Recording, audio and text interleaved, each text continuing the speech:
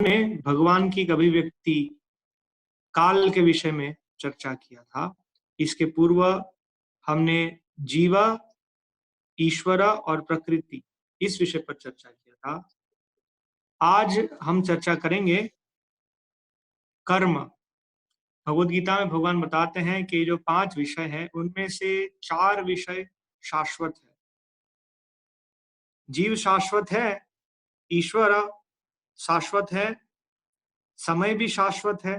हमने देखा आधुनिक समय में हम देखते हैं समय की शुरुआत और समय का अंत, लेकिन वैदिक शास्त्रों के अनुसार समय साइक्लिक है। समय भगवान की अभिव्यक्ति है, इसलिए वो भी शाश्वत है। भगवान की जो प्रकृति है वो भी शाश्वत है। प्रकृति की उत्पत्ति होती है, पालन होता है, संहार होता है, लेकिन क्रमशः फिर से प्रकृति की उत्पत्ति होती है, पालन होता है, संहार होता है। जैसे हम देखते हैं वर्षा ऋतु, श्रील प्रभुपाद भगवत गीता की भूमिका में उदाहरण देते हैं। वर्षा की ऋतु है, वो अस्थायी लगती है, लेकिन प्रतिवर्ष वो आती है और जाती है। इस तरह से प्रकृति शाश्वत है। और ये 5वां विषय है कर्म। इस विषय में शास्त्र बताते हैं कि कर्म शाश्वत नहीं है। तो वास्तव में कर्म क्या है, ये हम आज श्रीमद् भागवतम में से, भगवत गीता में से जानने का प्रयत्न करेंगे। हरे कृष्ण।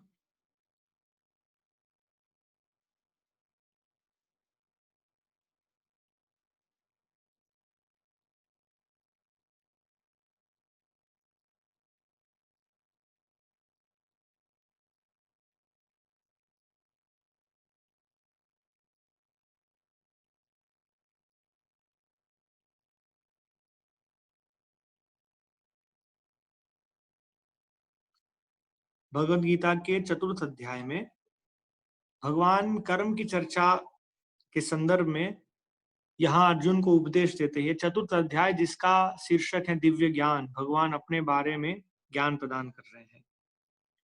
यहाँ भगवान कहते हैं कर्मणो ही अपि बोधव्यम बोधव्यम च विकर्मणः अकर्मणश्च बोधव्यम गहना कर्मणो गतिः। अनुवाद, कर्म की बारीकियों को समझना अत्यंत कठिन है। यहाँ भगवान कहते हैं कर्मणो ही अपि बोधव्यम, वास्तव में कर्म क्या है वो जानना बहुत कठिन है। वास्तव में कर्म क्या है? वैदिक शास्त्रों द्वारा निर्देशित कार्य, उसे हम कहते हैं कर्म। वास्तव में हम जो भी कोई कार्य करते हैं उसका एक परिणाम हमें मिलता है। तो जो कार्य हम कर रहे हैं उसे कहते हैं कर्म, और जो उसका परिणाम हमें मिलता है उसे हम कहते हैं कर्म फल। ऐसा कभी भी ऐसा स्थिति नहीं है जब हम किसी प्रकार का कार्य नहीं कर रहे हैं। हमने देखा कि प्रकृति के तीनों गुणों के अनुसार हमें एक प्रकार का शरीर मिलता है, और जो शरीर प्रकृति के तीनों गुणों का बना हुआ है, हम अपनी पहचान उस शरीर से करते हैं, और प्रकृति के तीनों गुणों के अंतर्गत हम विवश होते हैं किसी ना किसी प्रकार का कार्य करने के लिए। हम ये श्लोक भगवद गीता के 3th अध्याय में भगवान बताते हैं, उसे हम पहले समझेंगे और फिर इन श्लोकों से हम आगे बढ़ेंगे।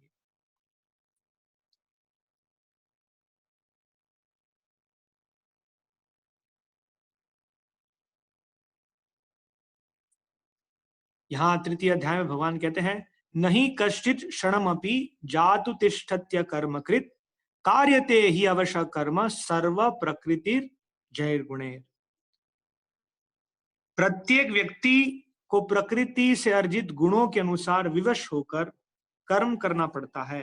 अतः कोई भी क्षण भर के लिए भी कर्म किए नहीं रहता।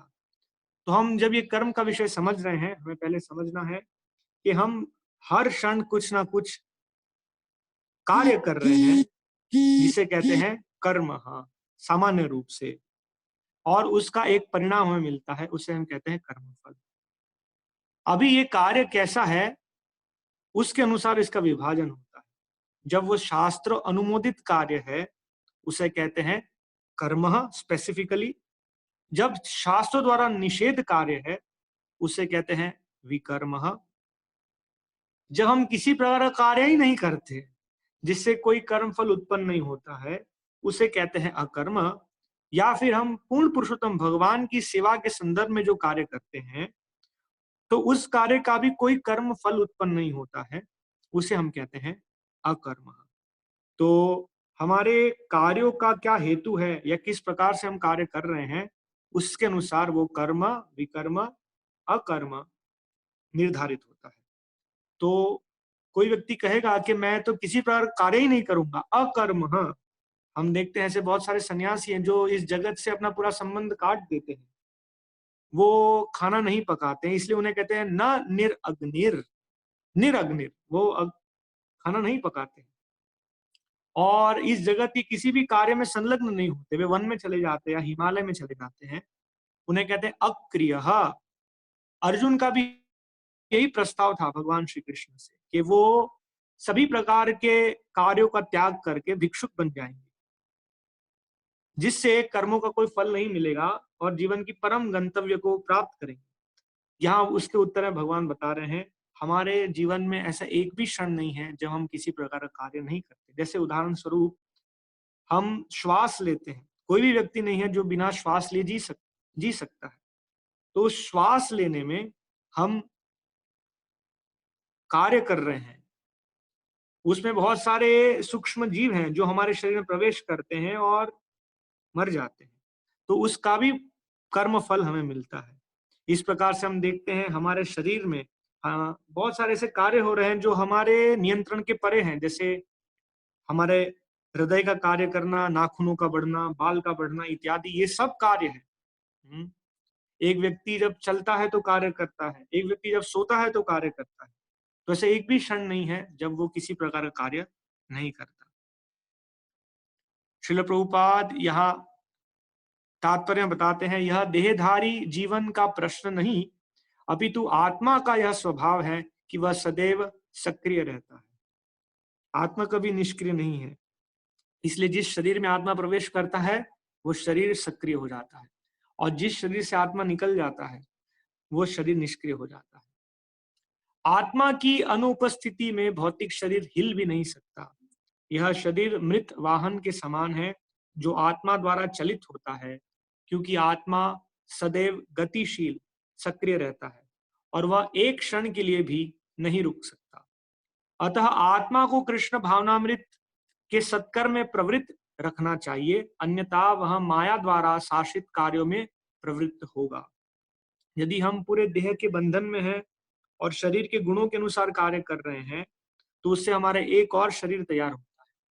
और यदि हम आत्मा के वास्तविक स्वभाव जीवेर स्वरूप है कृष्णेर नित्य दास, उस स्वभाव में कार्य करते हैं, तब संभव है, तब हम किसी भी कर्म फल को अर्जित नहीं करते और दूसरा शरीर तैयार नहीं करते। माया के संसर्ग में आकर आत्मा भौतिक गुण प्राप्त कर लेता है, और आत्मा को ऐसे आकर्षणों से शुद्ध करने के लिए यह आवश्यक है कि शास्त्रों द्वारा आदिष्ट कर्मों में संलग्न रखा जाए, जो है कर्म।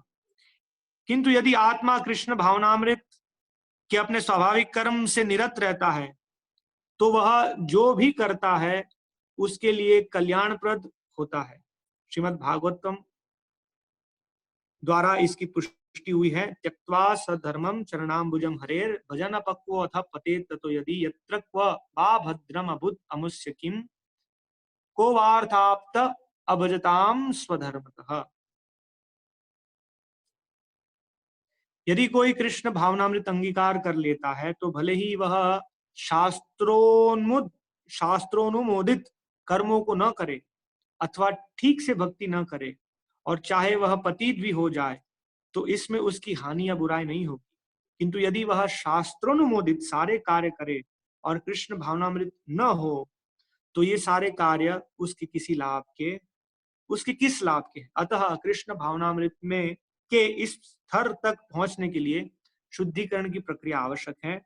अतएव संन्यास या कोई भी शुद्धिकारी पद्धति कृष्ण भावनामृत के चरम लक्ष्य तक पहुंचने में सहायता देने के लिए है, क्योंकि उसके बिना सब कुछ व्यर्थ है।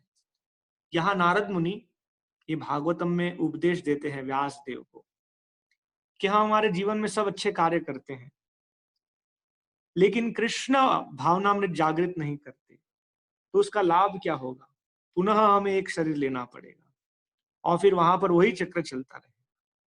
और यद्यपि अगर हम पूर्ण रूप से अपने आप को कृष्ण भावनामृत में समर्पित करते हैं और किसी कारणवश वहां से पतित हो जाते हैं या उस पद से नीचे गिर जाते हैं, तब भी उसमें कोई हानि नहीं है, क्योंकि हमने भक्ति में जो भी कार्य किया है वो कभी नष्ट नहीं होता है। भगवत गीता में भगवान कहते हैं, स्वल्पमप्यस्य धर्मस्य त्रायते महतो भया। इस जीवन में थोड़ा सा भी जो भक्ति हमने किया है वो हमें अगले जीवन में फिर से अवसर देगा वहां से आगे बढ़ने के लिए। कम से कम हम मनुष्य जीवन से पशु योनि में नहीं गिरेंगे। तो यहाँ कर्म के विषय में भगवान चतुर्थ अध्याय में बताते हैं कि हमें जानना चाहिए कर्म क्या है, अकर्म क्या है, विकर्म क्या है।